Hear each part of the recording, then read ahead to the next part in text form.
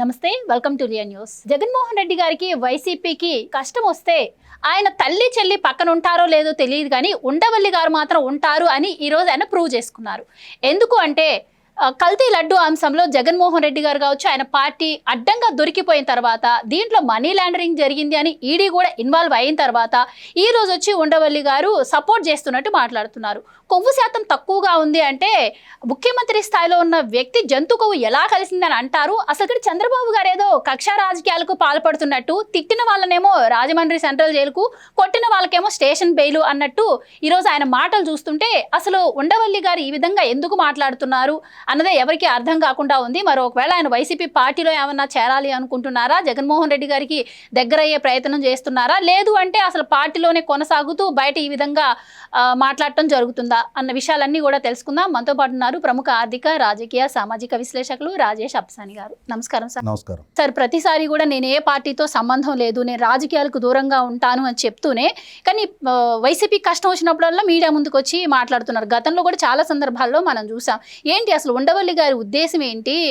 అప్పుడప్పుడు వచ్చి మాట్లాడితే ఆయన ప్రజలు నమ్ముతారు అనుకుంటారా? అసలు అంటే లడ్డూలో కల్తీ కలిస్తే తప్పు లేదు, కానీ దాన్ని బయట పెడితే తప్పైంది అని చెప్పి ఆయన అంటున్నారు. ఎలా చూడొచ్చు అంటారు ఈ వ్యాఖ్యలను? వైఎస్ రాజశేఖర రెడ్డి అనుచరుడిగా ఆయన దయాధర్మంతో ఎన్నికలలో నెగ్గకపోయినా నెగ్గినట్టుగా ప్రకటింపజేసుకొని రెండోసారి ఎంపిక కాబడ్డ ఈ సోకాల్డ్ తనకి తాను ఒక పెద్ద మేధావిని అని చెప్పని ప్రకటింపజేసుకొని అవినీతి ఎక్కడున్నా నేను వాసన పాచికడతా అని చెప్పని తనకు తానే ప్రకటింపజేసుకొని ఆ రోజుల్లో రాజశేఖర్ రెడ్డి ప్రత్యర్థులుగా భావిస్తున్న స్వతంత్ర మీడియా సంస్థని రాజశేఖర రెడ్డి తన ప్రత్యర్థిగా భావించాడు. రాజశేఖర రెడ్డి పాలనా హయాం నాటి అవినీతి, అరాచకాలు, దాడులు, దౌర్జన్యాలు, ఆక్రమణల గురించి ప్రతిరోజు తమ పేపర్లో ఆ ప్రభుత్వ హయాంలో జరుగుతున్న అంశాలని వెలుగులోకి తెస్తున్నారు. కాబట్టి రాజశేఖర్ రెడ్డి గారి పొలిటికల్ ఎజెండాలో భాగంగా ఆ రోజుల్లో రామోజీరావు గారిని లక్ష్యంగా చేసుకొని మార్గదర్శి సంస్థ మీద పుంకాలుగా ప్రెస్ మీట్లు పెట్టి విషం జిమ్మిన ఈ సోకాల్డ్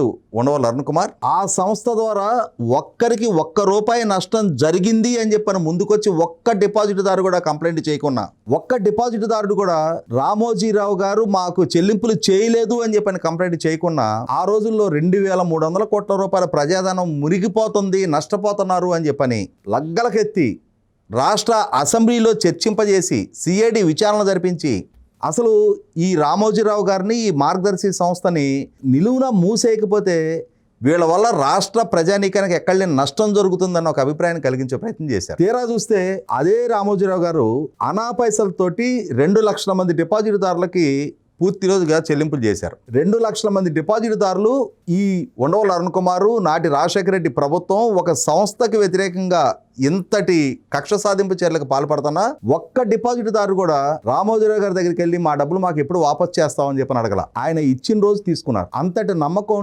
డిపాజిట్దారులకి, రాష్ట్ర ప్రజానీకానికి ఆ సంస్థల మీద ఉంది కాబట్టే ఈ విధంగా అరిసి గగ్గోలు పెట్టిన వాళ్ళందరూ చరిత్ర కాలగర్భంలో కలిసిపోయారు. రాజకీయంగా ఎవరు సమాధానాలు తోకున్నారు. ఆ సంస్థలు అలాగే ఈ రోజుకి సజీవంగా ప్రజల ఆదరణ పొందుతా ప్రజల్లో కొనసాగుతూ ఉన్నాయి. ఇక్కడ మీ ఇంట్రోలో ప్రస్తావించినట్టుగానే నేను రాజకీయాల నుంచి విరమించుకున్నా. ఇవాళ మనకి పురాణాల్లో 2 గురువుల గురించి చదువుకొని ఉంటాం. ఒకరు దేవతల గురువు బృహస్పతి, ఇంకొకరు రాక్షసుల గురువు శుక్రాచార్యుడు.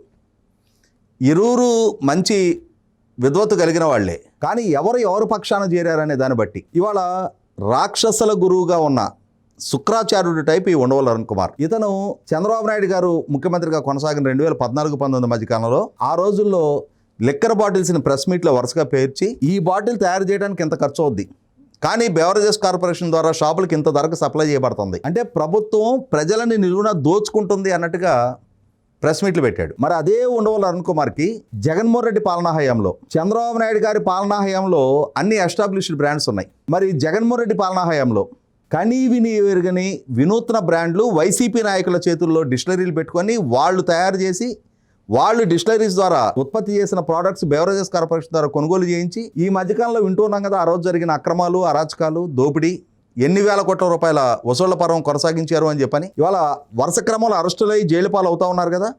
మరి ఎప్పుడు ఎక్కడ ఒక్కసారి కూడా ఒక్క సందర్భంలో అయినా సరే ఆనాడు నేను ఇవాళ మీడియా ముందుకు వచ్చి ఈ విధంగా మాట్లాడానే, తర్వాత వచ్చిన జగన్మోహన్ రెడ్డి ప్రభుత్వం ఇన్ని అరాచకాలకి ఇన్ని వేల కోట్ల అవినీతికి పాల్పడిందని చెప్పని ఎప్పుడు ఒక్కసారి కూడా ప్రెస్ మీట్ పెట్టలేదే. అంటే చంద్రబాబు నాయుడు గారు పాలకుడుగా ఉన్నప్పుడే ఇతనుల్లో ఆ మేధావి గుర్తుకొస్తాడు. జగన్మోహన్ రెడ్డి పాలకుడుగా ఉంటే అప్పుడు తమలపాకుతో విమర్శలు చేస్తాడు. చంద్రబాబు నాయుడు గారి పాలన హాయం వస్తే తలుపు చెక్కతో విమర్శ చేశాను అని చెప్పని అతను ఫీల్ అవుతాడు. కానీ ఇటువంటి అవుట్డేటెడ్ పాలిటీషియన్కి ఉన్న క్రెడిబిలిటీ ఏంటనేది వాళ్ళ సమాజం చూసింది. ఇవాళ ఎంతగా ఇతన్ని చేత్కరించుకుంటా ఉన్నారు, ఇతను ఏ విధంగా జగన్మోహన్ రెడ్డి రెస్క్యూకి వస్తున్నాడు అనేది రాష్ట్ర ప్రజానీకానికి ఒక స్పష్టత ఉంది. కాకుంటే వైసీపీ వాళ్ళ సాక్షి మీడియా ద్వారా వాళ్ళకు అనుకూలంగా మాట్లాడుతున్నాడు కాబట్టి ప్రచారం చేసుకుంటూ ఉంటారు. అదే క్రమంలో ఈరోజు కూడా అంబటి రాంబాబుని పరామర్శించడానికి సెంట్రల్ జైలుకి వెళ్ళొచ్చాడు. సరే, నీ ఊర్లోనే సెంట్రల్ జైలు ఉంది కాబట్టి 31 నైట్ అతను రిమాండ్ అయితే 10 రోజుల తర్వాత ఇవాళ పరామర్శకు వెళ్ళావు. సరే, వెళ్ళావు పరామర్శకి. మీరందరూ ఒకనాడు మాజీ కాంగ్రెస్ సహచరులు కాబట్టి, ఒకనాడు ఈ సోకాల్డ్ రాజశేఖర రెడ్డి అనుయాయులుగా కొనసాగి ఉన్న మాజీ సహచర బృందం కాబట్టి సరే వెళ్ళొచ్చావు. మరి వెళ్ళొచ్చి ఏం చెప్తున్నాడు? అంబటి రాంబాబు ముఖ్యమంత్రిని దూషించాడు, దూషించిన దాని మీద కేసులు పెడితే పెట్టుకోవచ్చు, కానీ దూషించిన వాడిని తీసుకొచ్చి ఇవాళ సెంట్రల్ జైల్లో పెట్టడం ఏంటి? ఆయన ఇంటి మీదకి దాడి చేసిన వాళ్ళనికేమో స్టేషన్ బెయిల్ ఇచ్చి పంపించడం ఏంటి అంటున్నాడు. ఇక్కడ గమనించుకోవాల్సింది ఏంటంటే, ఈ సోకాల్డ్ ఉండవల్లి అరుణ్ కుమార్కి వయసు అయిపోయింది కదా, మతి కూడా పోయినట్టుంది. అంటే జ్ఞాపశక్తి పూర్తిగా తగ్గిపోయినట్టుంది. నా అంతటి మేధావి లేడు అనుకునే క్రమంలో నిన్నేం జరిగింది అనేది మర్చిపోతా ఉన్నాడు. మనం కూడా కొన్ని సంఘటనలు గుర్తు చేసుకుందాం.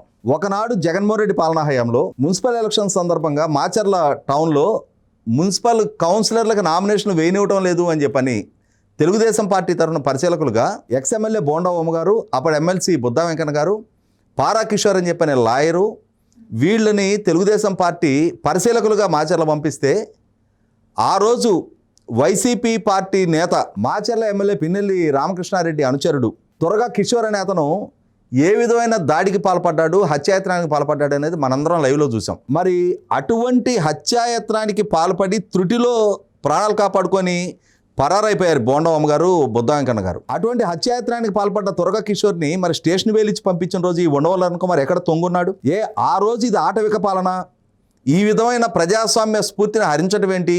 ఎన్నికల సందర్భంగా నామినేషన్లు వేయనివ్వకుండా వాళ్ళ పార్టీ పరిసరకులు వస్తే వాళ్ళ మీద దాడులు చేయడం అని చెప్పని ఎప్పుడు ఎక్కడ ఒక్క సందర్భంలో కూడా గొంతెత్తి మాట్లాడలేదే. తర్వాత దూషించిన వాళ్ళకి సెంట్రల్ జైలు అంటున్న ఈ సోకాల్డ్ ఉండవల్లి అరుణ్ కుమార్కి మరి ప్రెస్ మీట్లో పట్టాభి ఒక మాట వాడాడు అని చెప్పని అదే పట్టాభి ఇంటి మీద పడి నానాయాగి చేసి దాడి చేసి అతని ఇంట్లో ఫర్నిచర్ మొత్తం ధ్వంసం చేసి పోలీసులు తలుపులు బద్దలు కొట్టి అతను అరెస్ట్ చేసి అతని మీద భౌతిక దాడికి పాల్పడి తీసుకొచ్చి ఇదే రాజమండ్రి సెంట్రల్ జైలు స్నేహ బ్లాక్ లోనే ఉంచారుగా. ఆ రోజు ఏ కలుగులో దాక్కుని ఉన్నాడు ఈ ఉండవల్లి అరుణ్ కుమార్? ఆ రోజు ప్రజాస్వామ్య స్ఫూర్తి గురించి గుర్తుకు రాలేదా? అరే, అతను ఏదో ప్రెస్ మీట్ లో వాడింది ఒక చిన్న పదమే కదా, దానికోసం ఇంత దాడులు చేయడం ఏంటి, అతని ఇండ్లంతా ధ్వంసం చేయడం ఏంటి, అతన్ని భౌతికంగా గాయపరచడం ఏంటి, ఈ స్నేహ బ్లాక్ వరకు రాజమండ్రి సెంట్రల్ జైలు వరకు విజయవాడ నుంచి తీసుకురావడం ఏంటి అని చెప్పని బయటకు వచ్చి మాట్లాడలేదే. అంటే ఇక్కడ సమాజంలో 2 వర్గాలు ఉంటారు. ఒకడు దొంగతనం చేసేవాడు, ఇంకొకడు ఆ దొంగతనం చేసే దొంగలకి బోవ పెట్టేవాడు. ప్రతి గ్రామంలో ఒకడు ఉంటాడు ఇటువంటి వాడు. వాళ్ళు ఏం చేస్తారు? వాడికి గ్రామంలో ఆర్థికంగా ఎదిగే వాళ్ళని చూసినా, నలుగురు పచ్చకుండే వాళ్ళని చూసినా ఎక్కడ లేని కడుపులో బగబగలాడుతూ ఉంటుంది. దాంతో దొంగతనం చేసే వాళ్ళని పిలుచుకొచ్చి వాళ్ళకి ఇంట్లో మంచిగా భోజనాలు వండి పెట్టి, అరే బాబు పలానాడు మొన్నే దానం ఇమ్మాడు, ఆ డబ్బులు వచ్చినాయి, వాడు పలానా ట్రంక్ పెట్టిలో పెట్టుంటాయి, పలానా వాడు ఇంట్లో ఆడపిల్ల పెళ్ళని చెప్పని మొన్నే బంగారం చేయించాడు, వాళ్ళ ఆవిడ బియ్యం డబ్బాలో దాచిపెట్టింది దాటిని అని చెప్పని అన్ని అనుమానాలన్నీ చెప్పి ఈ దొంగతనాలకు పంపించే ఈ దొంగలకు బోబెట్టే రకాలు ఉంటారు. ఇవాళ అకృత్యాలు, అరాచకాలు, ప్రజాస్వామ్య స్ఫూర్తిని విధ్వంసం చేయటం, వ్యవస్థలను నాశనం చేయటం, అవినీతికి కేర్ ఆఫ్ అడ్రస్ గా మారిన జగన్మోహన్ రెడ్డి ప్రభుత్వాన్ని ప్రజలు చేత్కరించుకొని 150 స్థానాల నుంచి 11 స్థానాలకు పరిమితం చేస్తే ఈ జగన్మోహన్ రెడ్డికి తన మిత్రుడు కొడుకు ఇంతటి ఘోర ఓటమి చెందడం అనేది జీర్ణించుకోలేకపోతున్నాడు. దాంతో ఎలా చంద్రబాబు నాయుడు గారి ప్రభుత్వానికి మరకలంటించాలా? పైగా ఇతను పెద్ద నా అంతటి బ్రాహ్మణుడు లేడని చెప్పుకుంటాడు. అంతటి బ్రాహ్మణుడు అయి ఉంటే ఇవాళ ఈ నకిలీ నెయ్యి అంశంలో కూడా మీడియా ముఖంగా చంద్రబాబు నాయుడు గారిని తప్పడుతున్నాడు. ఇలా మాట్లాడతారా చంద్రబాబు నాయుడు గారు? జంతవశేషాల గురించి ప్రస్తావిస్తారా అని చెప్పని. హిందూ మతంపై దాడి ఎలా అవుతుందని కూడా ఆయన ప్రశ్న. అదే అంటున్నా. ఇవాళ అతను చదివిన రిపోర్టులోనే వెజిటబుల్ ఆయిల్స్ ప్రస్తావన వచ్చిందిగా. వెజిటబుల్ ఆయిల్స్ అంటే అది అడల్ట్రేషన్ కాదా? జంతవశేషాలు అంటేనే అడల్ట్రేషనా? అయినా చంద్రబాబు నాయుడు గారైనా ఆయన సొంతంగా ఆయన ఏదైనా ల్యాబ్లో టెస్ట్ చేయించాడా? కేంద్ర ప్రభుత్వానికి సంబంధించిన national dairy development board NDDB ల్యాబ్లో టెస్ట్ చేయించారు. ఆ ల్యాబ్లో డీటెయిల్డ్ రిపోర్ట్ వచ్చింది. ఇవాళ సిట్టు NDDBలో కాకుండా NDRIలో ఎందుకు టెస్ట్ చేయించారు? అసలు సిట్టిని మిస్లీడ్ చేసింది ఎవరు?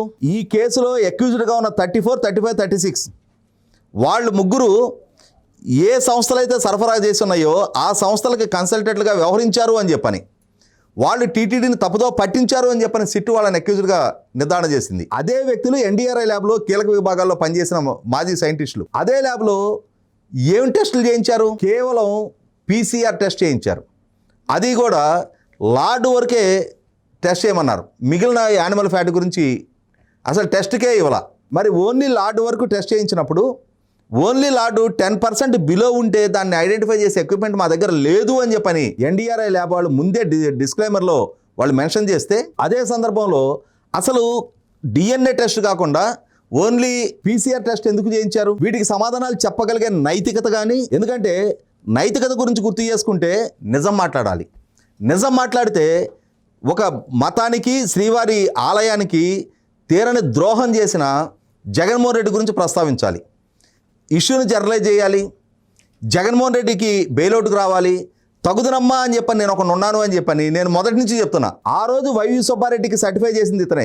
అంతటి గొప్ప ఆధ్యాత్మికవేత్త లేడు అని చెప్పని. ఎక్కడ ఈ ఆధ్యాత్మికవేత్త ఇప్పుడు ఎందుకు రావట్లేదని చెప్పని నేను మొదటి నుంచి ప్రశ్నిస్తూ ఉన్నా. ఇంకా రేపటి నుండి ఇంకొకటి వస్తాడు ఢిల్లీ నుంచి, ఇంకొక బ్రాహ్మణోత్తముడు అని చెప్పుకునే సుబ్రహ్మణ్య స్వామి. ఇవాళ ఇటువంటి వాళ్ళని బ్రాహ్మణోత్తములుగా కాదు, అసలు హిందూ వ్యతిరేకులుగా, ఇంతటి ద్రోహానికి కోట్లాది మంది భక్తుల మనోభావాలను గాయపరిచినందుకు 5 సంవత్సరాల పాటు 68 లక్షల కిలోల ఒక కెమికల్ సొల్యూషన్ తోటి కోట్లాది మంది భక్తుల మనోభావాలను గాయపరిచినందుకు మామూలుగా అయితే వేరే ఇంకొక మతంలో అయితే కఠినాతి కఠినమైన శిక్షలు విధించుండేవాళ్ళు. కానీ మనం ప్రజాస్వామ్య స్ఫూర్తి కట్టుబడి ఉండేవాళ్ళం, శాంతి కాముకులము, సహనశీలం. కాబట్టి ఇటువంటి వాళ్ళందరూ మాట్లాడి ఇంకా భరించి సహించాల్సి వస్తుంది. ఇంతటి నమ్మక ద్రోహానికి, ఇంతటి విశ్వాసఘాతకానికి, ఇంతమంది ఇన్ని కోట్ల మంది భక్తుల మనోభావాలను గాయపరిస్తే ఇంకా మేము ఒకళ్ళు ఉన్నామని చెప్పని ఆ పార్టీ నాయకులు దాన్ని రాజకీయం చేసే ప్రయత్నం చేస్తుంటే, దాన్ని కుల విద్వేషాలుగా మలచాలని చెప్పిన ప్రయత్నం చేస్తుంటే, ఆహా తగుదనమ్మా అని చెప్పని తాను కూడా వచ్చి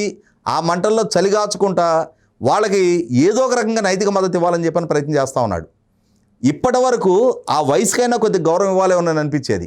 కానీ ఈరోజు ప్రెస్ మీట్ చూసిన తర్వాత అతని మాటలన్నా కూడా ఒక సగటు శ్రీవారి భక్తుడిగా అతని మొహం చూస్తేనే అసహ్యం వేస్తుంది. Thank you so much sir. నమస్కారం. Please subscribe to Leo news for more videos.